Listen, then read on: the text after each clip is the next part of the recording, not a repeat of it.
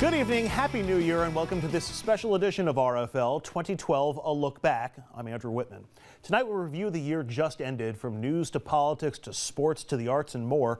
We'll also bid a fond farewell to public figures we leave behind, and we'll hear from our RFL Roundtable analyzing the year's major events. But we begin with the news and the headlines we'll remember from 2012.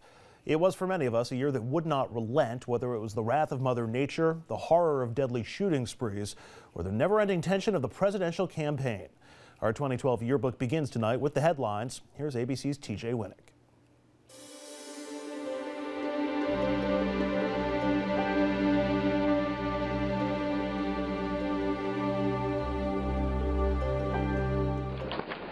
There was no end in 2012 to the tragedy and suffering in Afghanistan.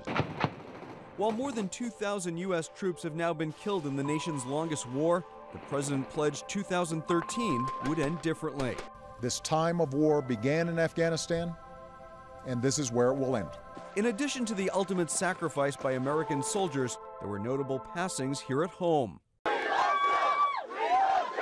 There was legendary Penn State football coach Joe Paterno and singer Whitney Houston. She was just 48 years old.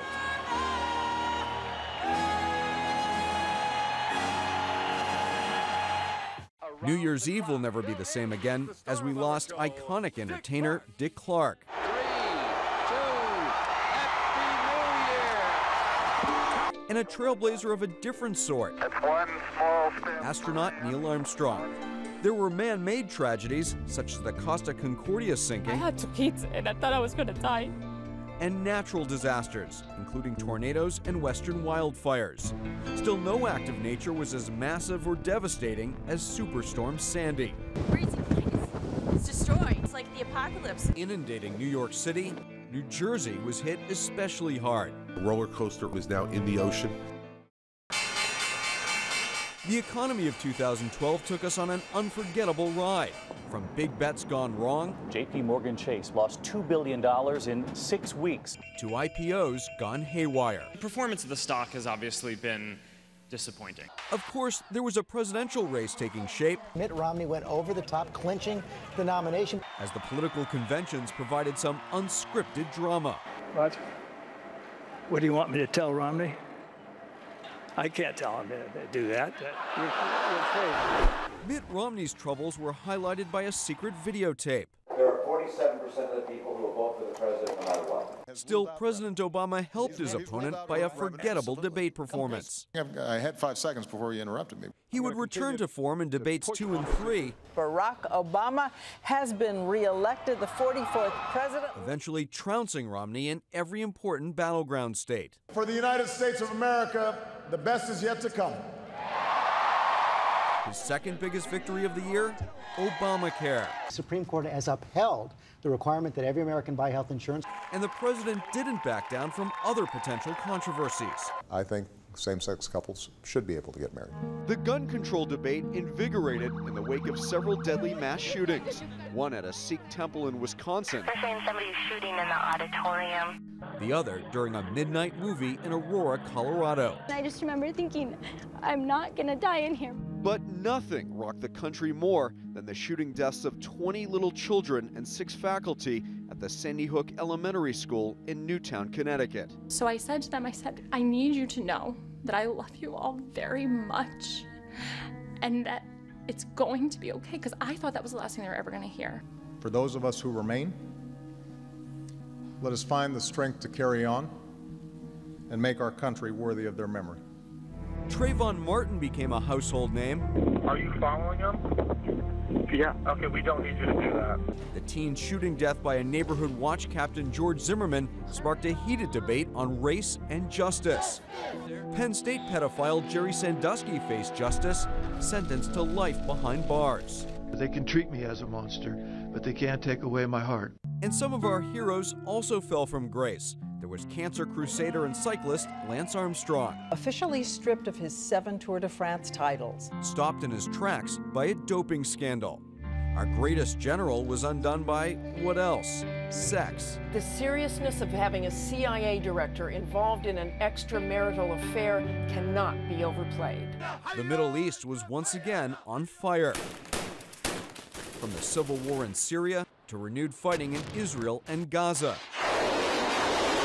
to the deadly 9/11 attack on our consulate in Libya. It's especially tragic that Chris Stevens died in Benghazi because it is a city that he helped to save. Like any year, 2012 ends with many memories and some uncertainties. Raising tax rates is unacceptable. We can afford to have a modest rate increase as our economy approaches a fiscal cliff. TJ Winnick, ABC News, New York.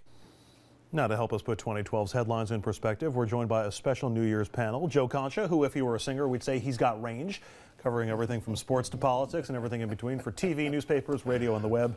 And, of course, we're joined by another man with quite a bit of range, political journalist and author Dominic Carter. Guys, thanks for joining us tonight.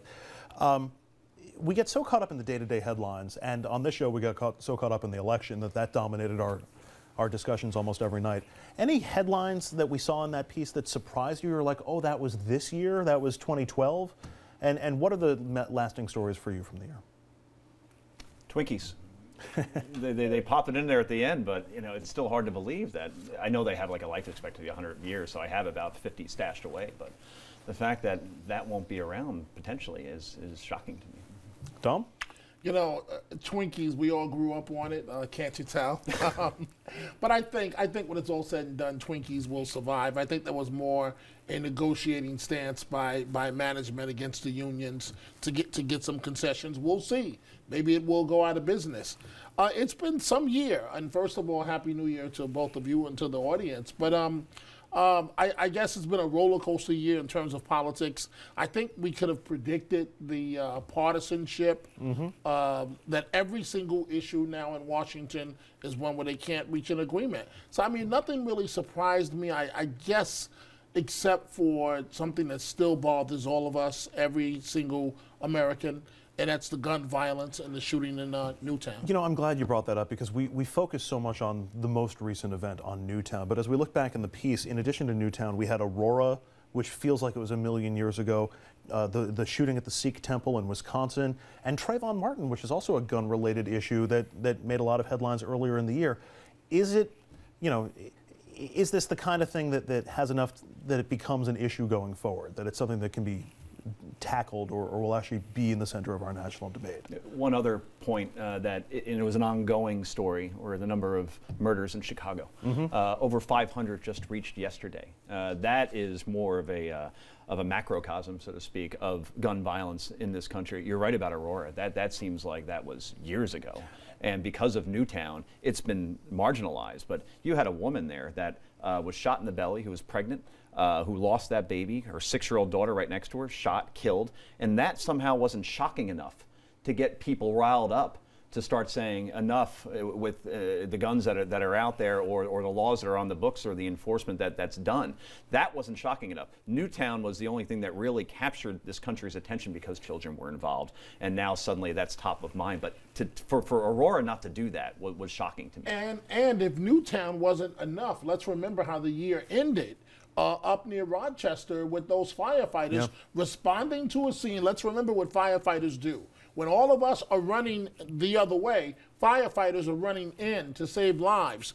And they were sitting ducks walking into that situation. And now I believe 2 of them are dead and others are fighting for their life. And yet, despite all of the violence that we've reported on, one of the safest years in record or in recent memory in New York City. So an interesting mix in 2012. Our New Year's special continues after a quick break. When we return, politics. And if you're talking politics in 2012, well, you got to talk about Barack Obama. 4 more years coming for the president, but how did he get that second term, and what other political headlines may have slipped your mind? That's next. But first, still life, another way to look at the year's biggest stories through some of its most memorable photos.